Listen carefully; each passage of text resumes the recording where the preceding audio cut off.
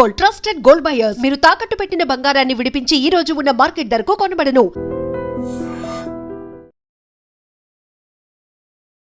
నమస్కారం, welcome to I dream. మన సంస్కృతి కార్యక్రమానికి స్వాగతం. నేను మీ విజిత.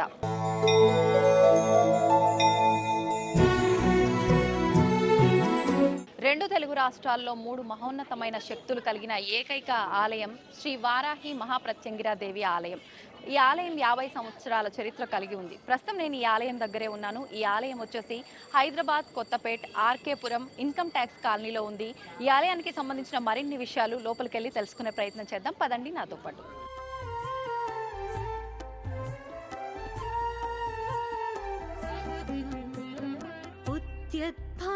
सहस्रकोटि सदृशां केयूरहारोज्ज्वलां बिम्बोष्ठीं स्मितदन्तपङ्क्तिरुचिरां पीताम्बरालङ्कृतां विष्णुब्रह्मसुरेन्द्रसेवितपदां तत्त्वस्वरूपां शिवां मीनाक्षीं प्रणतोऽस्मि सन्ततमहं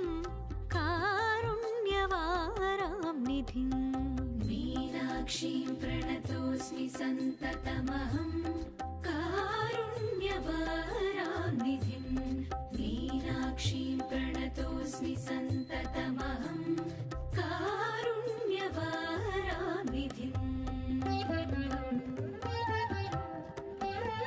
मुक्ताहारलसत्किरीटरुचिरां पूर्णेन्दुवक्त्रप्रभां सिञ्जन्नूपुरकिङ्किणीमणिधरां पद्मप्रभाभासुरां सर्वाभीष्टफलप्रदां गिरिसुतां वाणीरमासेवितां मीनाक्षीं प्रणतोऽस्मि सन्ततमहं कारुण्यवारां निधिं मीनाक्षीं प्रणतोऽस्मि सन्ततमहं कारुण्यवारानिधिं मीनाक्षीं प्रणतोऽस्मि सन्ततमहं कारुण्यवारानिधिं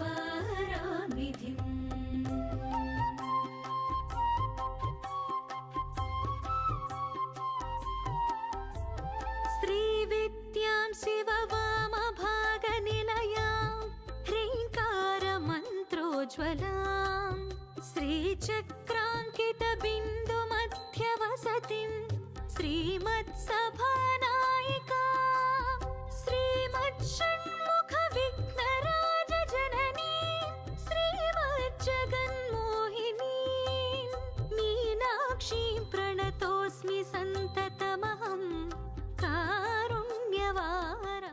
ప్రస్తుతం వారాహి మహాప్రత్యంగిర అమ్మవారి ఆలయానికి సంబంధించిన అర్చకులు మనతో పాటు ఉన్నారు. వారితో మాట్లాడి ఆలయానికి సంబంధించిన విశేషాలన్నీ కూడా తెలుసుకునే ప్రయత్నం చేద్దాం. నమస్కారం అండి. నమస్కారం. మామూలుగా అంటే నేను ఇంతకు ముందర నేనున్నది ఈ ఏరియాలో అయినా కూడా అసలు ఈ ఆలయం గురించి నేనైతే ఇంతవరకు వినలేదు. కానీ ఇక్కడికి వచ్చిన తర్వాత చూస్తే అసలు భక్తుల తాకిడి మామూలుగా లేదు. చాలా ఎక్కువ సంఖ్యలో భక్తులు కనిపిస్తున్నారు. మేము అసలు ఎలా మిస్ అయ్యామా అనిపించింది. అసలు ఎప్పటి నుంచి ఉన్న ఆలయం అండి ఇక్కడ? ఇది 1975వ సంవత్సరంలో చిన్న యాగశాలగా ప్రారంభమై దినదిన ప్రవర్ధమానం చెందుతూ ఈరోజు ఈ దేవాలయం అంటే నా కృష్ణశిలతో నిర్మించబడి అమ్మవారిని ప్రతిష్ఠ చేయటం జరిగింది. వారాహి ప్రత్యంగిర అమ్మవారు. ఇది ప్రప్రథమంగా ఆంధ్రప్రదేశ్లో అంటే ఇష్టా జ్ఞాన క్రియాశక్తి రూపాలైన రాజశ్యామల అమ్మవారు, అలాగే లలితా పరమేశ్వరి అమ్మవారు, అలాగే వారాహి అమ్మవారు ముగ్గురు కలిసిన ఏకైక దేవాలయం ఇదే. చాలా విశేషంగా అమ్మవారు పూజలు అందుకుంటున్నారు. భక్తులందరికీ కూడా వరాల జల్లు కురిపిస్తున్నారు అమ్మవారు. ఇది మన Kothapeta road number 1 income tax colony శ్రీరామకృష్ణాపురంలో ఉన్నది. మనకి ఈ దేవాలయం 75 నుంచి కూడా చాలా విశేషంగా ఇక్కడ 108 యాగాలు చేయటం జరిగింది. ఆ యాగాల తర్వాత అమ్మవారిని ప్రతిష్ఠించి ముందుగా చిన్నగా ఉండేది, అది తర్వాత ప్రవర్ధమానంగా చెందుతూ ఈ స్టేజ్కి ఇట్లా అంటే 108 యాగాలు కంప్లీట్ యాగశాలగా ఉండేది. యాగశాలలో చిన్న విగ్రహంతో ప్రారంభమయ్యి ఇప్పుడు చాలా అంటే మొత్తం దేవాలయంగా దినదిన ప్రవర్ధమానం చెందింది. ఇప్పుడు అమ్మవారు కొంగు బంగారమై భక్తులందరి కోరికలు కూడా తీరుస్తున్నారు. ఆ దేవాలయం ముఖ్యంగా కృష్ణశ్రీతో నిర్మాణం చేయడం జరిగింది. దానివల్ల మనం చేసే ప్రతిరోజు నిత్య పూజలు ఏవైతే ఉన్నాయో అట్లాగే ఇక్కడ కామ్య యాగ హోమాలు ఉంటాయి. ఆ హోమాలు చేసుకునే వాళ్ళందరికీ కూడా అమ్మవారు కొంగు బంగారమై వాళ్ళ కోరికలన్నీ కూడా తీరుస్తున్నారు. ఇక్కడ ప్రతిరోజు కూడా దేవాలయంలో నిత్యము హోమాలు జరుగుతాయి. అవి లక్ష్మీ గణపతి, కాలభైరవ, బగళాముఖి, వారాహి, ప్రత్యంగిర, సుబ్రహ్మణ్యం, ఈ 6 దేవతలకి కూడా ఉదయం ప్రతినిత్యము కూడా 7:30కి ఒకసారి, అలాగే 9 గంటలకు ఒకసారి, అలాగే 10:30కి ఒకసారి, సాయంత్రం మళ్ళీ 6 గంటలకు ఒకసారి, మొత్తం 4 బ్యాచ్లుగా 1.5 గంట సమయం ఉంటుంది. ముందుగా లక్ష్మీ గణపతి మన విఘ్నాలన్నీ తొలగిపోవడానికి, అలాగే కాలభైరవుడు మన అపమృత్యు దోషాలు తొలగిపోవడానికి, అలాగే వారాహి అమ్మవారు వచ్చేసి బగళాముఖి అమ్మవారు మనకి శత్రుస్తంభన, అంటే మన గురించి చెడు ఆలోచనలు చేసే శత్రువులు ఎవరైతే ఉన్నారో వాటి మతి స్తంభన చేయడానికి అమ్మవారు దశమహావిద్యల్లో ఒక అమ్మవారు, బ్రహ్మాస్త్రం అంటారు అమ్మవారిని. అలాగే వారాహి అమ్మవారు మనకి భూమికి సంబంధించిన దేవత, లక్ష్మీ స్వరూపం, వరాహస్వామి యొక్క ఆత్మశక్తి. అలాగే మనకి లలితా పరమేశ్వరి యొక్క సర్వసైన్యాధ్యక్షులుగా మనకి శాస్త్ర పురాణాల్లో ఉన్నది.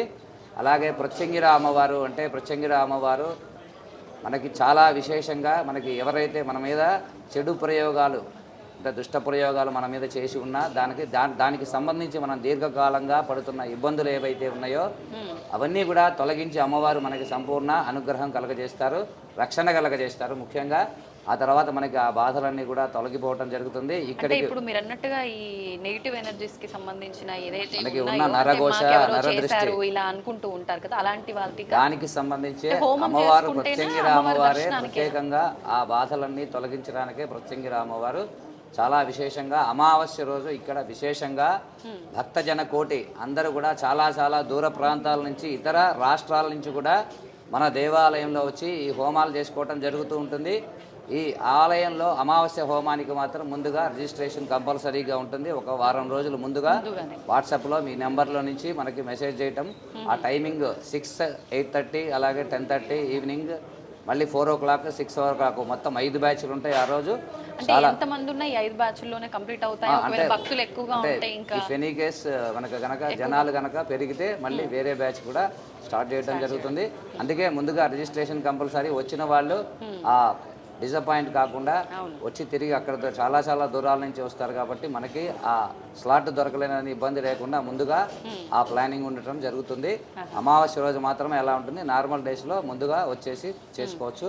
ప్రతిరోజు కూడా 7:30, 9, 10:30, సాయంత్రం 6 గంటలకి ఉంటుంది. ఇప్పుడు మామూలుగా అంటే భక్తులు చూస్తే చాలా ఎక్కువ మంది కనిపిస్తున్నారు. మార్నింగ్ నుంచి సుమారు ఒక 1000 మంది వరకు వచ్చి ఉంటారేమో అనిపిస్తుంది చూస్తుంటే. అంటే ఇప్పుడు నవరాత్రులు ఆల్రెడీ ప్రారంభం అయ్యి జరుగుతున్నాయి కాబట్టా, లేదంటే ప్రతినిత్యం ఇలానే ఉంటుందా? మంగళవారము, శుక్రవారము, పౌర్ణమి, అమావాస్య ఇక్కడ చాలా విశేషంగా భక్తుల తాకిడి ఉంటుంది. నార్మల్ డేస్లో కూడా మామూలుగానే వస్తారు, ఎక్కువ వస్తూ ఉంటారు. కానీ ముఖ్యంగా మనకి మంగళవారం, శుక్రవారం, మంగళవారం మధ్యాహ్నం ప్రత్యంగిర అమ్మవారికి, చిన్న అమ్మవారికి ఉత్సవ విగ్రహానికి అభిషేకం ఉంటుంది. రాహుకాల సమయంలో 3 గంటలకు కూడా హోమం ఉంటుంది. లక్ష్మీ గణపతి, కాలభైరవ, బగళాముఖి, వారాహి, ప్రత్యంగిర హోమం.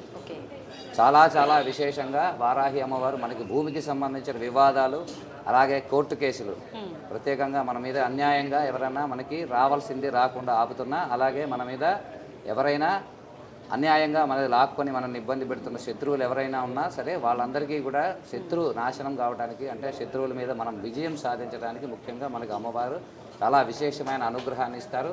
దాంతో చాలామంది ఆ భక్తులు చాలామంది మనకి వచ్చి వాళ్ళ అనుభవాలు చెప్తున్న వాళ్ళు కూడా చాలా విశేషంగా ఉన్నారు. ఇప్పుడు సాధారణంగా వారాహి అమ్మవారు అనగానే మా అందరికీ తెలిసిన అమ్మవారు ఒక వారాహి మాత్రమే అని, కానీ వారాహి అమ్మవారిలో కూడా స్వరూపాలు ఉన్నాయి.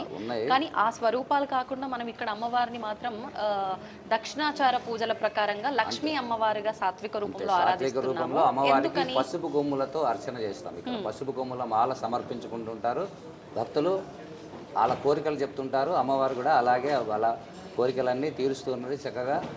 అందుకే మనం సాత్విక రూపంలో ఇది, అందుకనే మనము ఇక్కడ ఎటువంటి పూజలు నెగటివ్ ఇదేమి ఉండవు, మొత్తం అంతా కూడా సాత్వికం. అమ్మవారు లక్ష్మీ స్వరూపంగానే మనం ఇక్కడ ఆరాధన చేయటం జరుగుతుంది. ఇప్పుడు లక్ష్మీ స్వరూపం అంటే ఆడవాళ్ళందరికీ లక్ష్మీదేవి ఆరాధన అంటే శ్రావణ మాసం.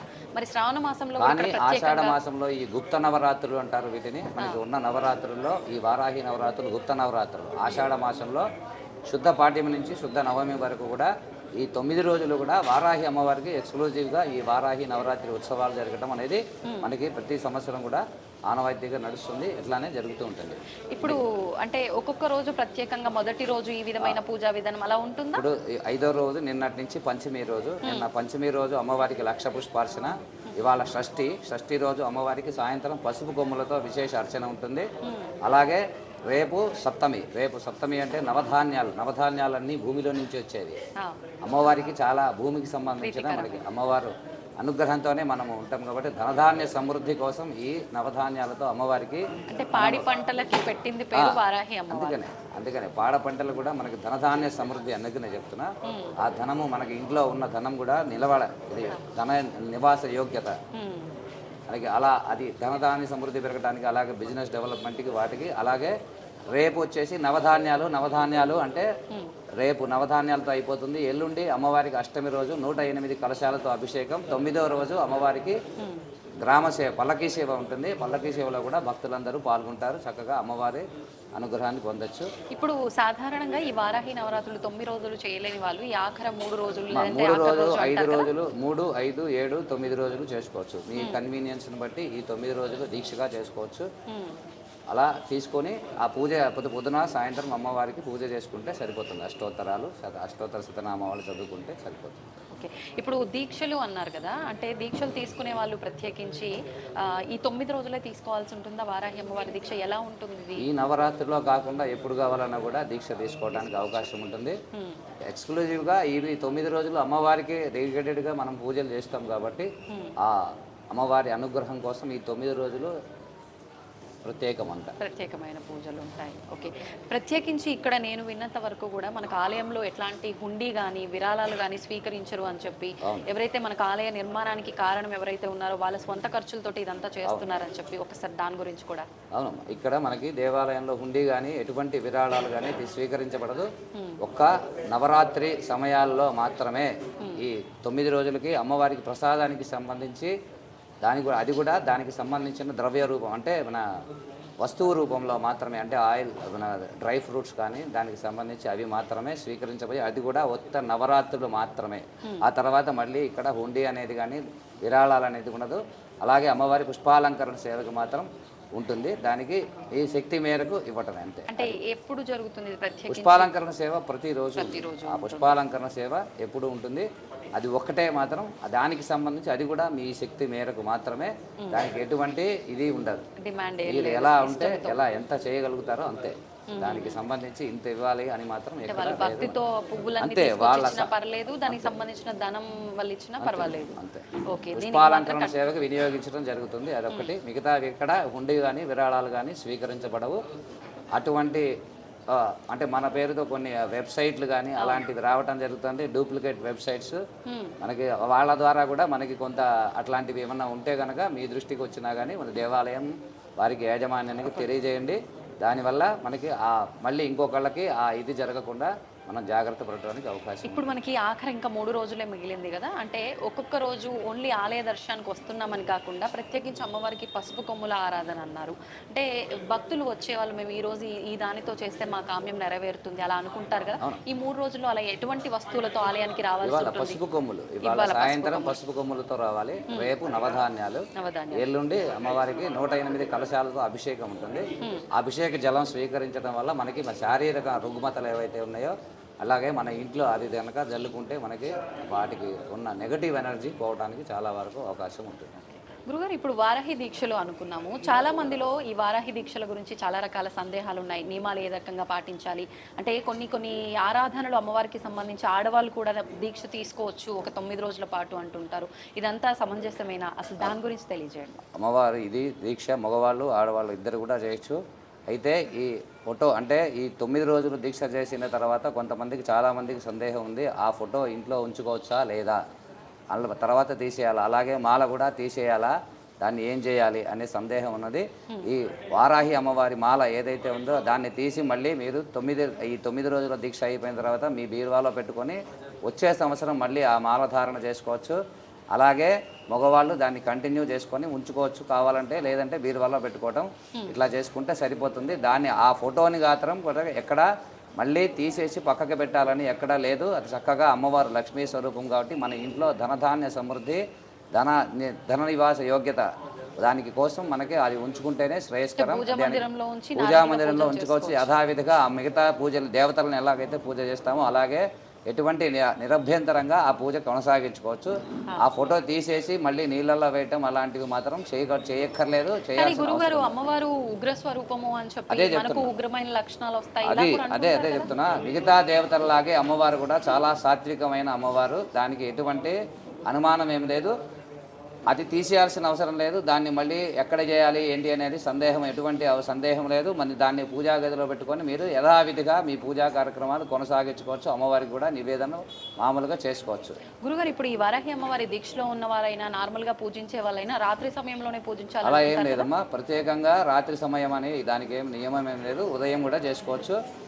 దాని సమయాన్ని బట్టి మనం చేసుకుంటే సరిపోతుంది. అంటే దక్షిణాచారంలో పూజలు లక్ష్మీ అమ్మవారి స్వరూపంగా భావిస్తున్నాం కాబట్టి మనము ఉదయం వేళల్లో సాయంకాల వేళల్లో, ఒకవేళ వామాచార పద్ధతిలో అయితే రాత్రి వేళ చేస్తుంటారండి. దానికి సంబంధించి మన దగ్గర ఇదేమి లేదు, ప్రమాణాలు ఏమీ లేవు.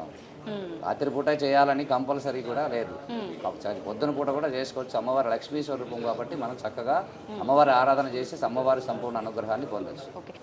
ఆ కాశీకి సంబంధించి మనకి కాశీలో అమ్మవారు పాతాళ వారాహి అంటారు. అమ్మవారు ఇట్లా పూర్తి స్వరూపం ఉండదు, 2 రంధ్రాల్లో నుంచి చూడటం జరుగుతుంది. అమ్మవారు రాత్రిపూట సంచారం చేస్తారు. కాశీలో మాత్రం రాత్రిపూట సంచారం చేస్తారు. అమ్మవారు కాశీకి క్షేత్రపాలకురాలుగా మనకి శాస్త్ర పురాణాల్లో ఉన్నాయి. అమ్మవారు రాత్రిపూట సంచారం చేస్తారు. ఇప్పటికీ కూడా అది భక్తుల విశ్వాసం, భక్తుల నమ్మకం కూడా. అందుకనే చాలామంది రాత్రిపూట అమ్మవారిని పూజ చేయడానికి ఇష్టపడుతూ ఉంటారు భక్తులందరూ కూడా. అది ఓకే. అంటే అమ్మవారు సంచరించే సమయంలో పూజలు చేస్తే అమ్మవారు మమ్మల్ని చూస్తుంది, మా కోరికలు తొందరగా నెరవేరుతాయని అంటారా? మనకి ఎక్కడ లేదు. ఎప్పుడు చేసినా ఇదిగో ఇప్పుడు మనకి పొద్దున పూట చేస్తున్నాం మనం అంతా కూడా. రాత్రిపూట మనకి దేవాలయం ఏమి ఓపెన్ చేసి ఉండదు, పొద్దున పూట చేస్తున్నారు. అందరూ కూడా భక్తులందరూ వచ్చిన భక్తుల అనుభవాలు కూడా మన దగ్గర చాలా ఉన్నాయి. అమ్మవారు కొంగు బంగారమే. అమ్మవారు అడిగిన కోరికలన్నీ కూడా చక్కగా తీరుస్తున్నారు. భక్తులందరూ కూడా చక్కగా అమ్మవారి సంపూర్ణ అనుగ్రహాన్ని పొందుతున్నారు. ఇప్పుడు గురుగారు మీరన్న ప్రకారంగా తీసుకుంటే కాశీలోనే అమ్మవారిని ప్రత్యక్షంగా చూడటానికి వీలు లేదు అని అంటే, నిజంగా అమ్మవారు ఉగ్ర రూపం కాబట్టి మనకు అలాంటి అవకాశం. మీరు అన్నారు కదా, వారాహి స్వరూపాల్లో చాలా స్వరూపాలు ఉన్నాయి. వాటిల్లో అది ఒక స్వరూపం, కానీ మనకు మామూలుగా సాత్విక స్వరూపమే ఇక్కడ ఉన్నది మాత్రం. ఓకే. ఇప్పుడు ఈ దీక్ష తీసుకోకుండా నార్మల్గా ఆడవాళ్ళు, ఇప్పుడు ఉదాహరణకి నేనే అనుకోండి, నేను దీక్షలు ఇవన్నీ ఏం తీసుకొని నియమాలు పాటించాల్సి ఉంటుంది, డైలీ నేను అమ్మవారి ఆరాధన చేసుకుంటా అంటే అప్పుడు కూడా నేనేమైనా నియమాలు పాటించాల్సి లేదమ్మా. మామూలు రెగ్యులర్గా ఆరాధన చేసుకోవడానికి ఏం లేదు. దీక్షలో మాలలో ఉన్నప్పుడు ఈ 9 రోజులు నవరాత్రులు చేసుకునే వాళ్ళకి మాత్రమే ఆ నియమ నిబంధనలు వర్తిస్తాయి. ధన్యవాదాలండి, చాలా చక్కగా వివరించారు. నమస్తే. శ్రీమాత్రే నమః. అమ్మవారి దర్శనం అయితే చాలా చక్కగా జరిగిందండి. అభిషేకము, అమ్మవారి అర్చన, హారతి అవన్నీ కూడా చాలా చక్కగా జరిగాయి. అయితే నాతో పాటు మీరందరూ కూడా అమ్మవారి దర్శనం చేసుకున్నారని అనుకుంటున్నాను. ఇదండి వారాహి మహాప్రత్యంగిర అమ్మవారి ఆలయం యొక్క విశిష్టత. మరొక మంచి వీడియోలో మళ్ళీ కలుద్దాం. ఇది ఇవాల్టి వీడియో. నమస్తే.